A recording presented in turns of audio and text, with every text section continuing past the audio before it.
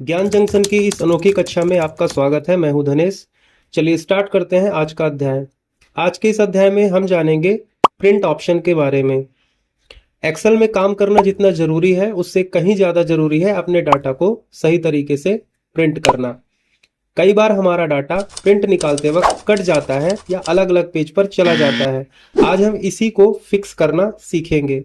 इसके साथ ही हम जानेंगे पेज सेटअप की जानकारी ताकि डाटा को सही तरीके से प्रिंट कर सके। हमने एक्सेल में एक रिपोर्ट तैयार करके रखी है और इस रिपोर्ट में हमें प्रिंट के पूरे फीचर्स के बारे में जानना है कि कैसे यूज करना है।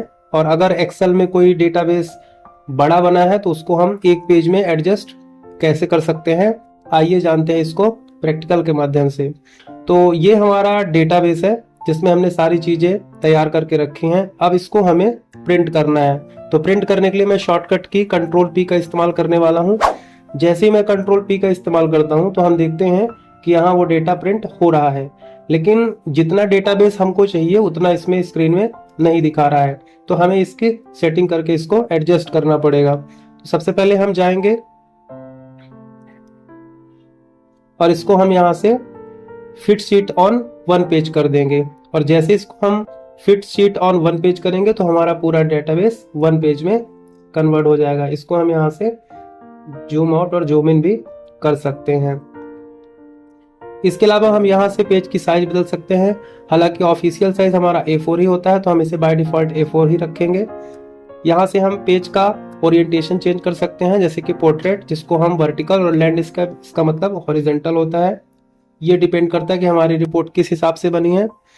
इसके बाद हम बात करते हैं कॉलेट। इसका मतलब होता है कि हम पेज को सीरियल नंबर वाइज कैसे प्रिंट करेंगे। इसके लिए हम इस ऑप्शन का यूज करते हैं।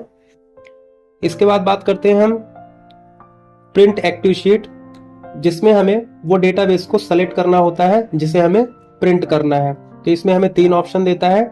एक्टिव शीट यानी जो शीट हमारी चल रही है, एक्टिव है, उस पर ये काम करेगा। इंटायर वर्कबुक यानी पूरी वर्कबुक में काम करेगा। और प्रिंट सिलेक्शन का मतलब है जितना एरिया हमने सेलेक्ट किया है उतने एरिया पे काम करेगा। इसके साथ हम यहाँ से मार्जिन की भी सेटिंग कर सकते हैं। जैसे हम इसको नैरो करेंगे तो ये कुछ ऐसा दिखेगा। इसको हम वाइड भी कर सकते हैं और इसको हम अपने हिसाब से नॉर्मल, तो हम इसको नॉर्मल में रखते हैं।